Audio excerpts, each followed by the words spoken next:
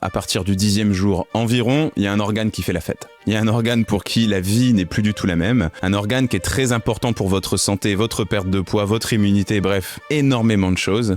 Un organe qui est à peu près au milieu de votre ventre, le foie.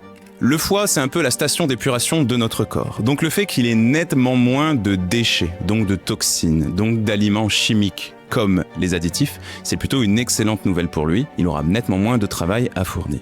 Et puis deuxièmement, le foie, il est grandement impliqué dans ce que j'appelle donc le métabolisme. C'est-à-dire, en fait, qu'est-ce qui se passe dans votre corps après que vous ayez mangé? Par exemple, le fait de transformer du sucre en gras pour aller le stocker, ça fait partie du métabolisme. Le fait de déstocker du gras que vous avez en réserve pour le transformer en sucre et en faire de l'énergie, et donc perdre du poids, ça fait aussi partie du métabolisme. Et comme le foie a nettement moins à s'occuper de tous ces déchets, cette fonction de se concentrer sur le métabolisme va être beaucoup plus facile pour lui. Mais en parallèle de ça, comme le foie a moins à s'occuper du traitement des additifs, et comme le foie a moins de travail à fournir pour gérer tout ce sucre et ce gras de mauvaise qualité, il va pouvoir se concentrer sur la réparation, sur l'entretien de tout le reste de votre corps et donc sur l'élimination des autres toxines et des autres déchets. Et ça, c'est plutôt une excellente nouvelle parce que grâce à ça, votre corps va être encore moins inflammé. Donc déjà, le fait qu'il y ait moins d'aliments de mauvaise qualité va exercer une action plutôt anti-inflammatoire. Et bien, en plus de ça, le fait de reposer votre foie et de lui laisser le temps et la capacité de bien faire son travail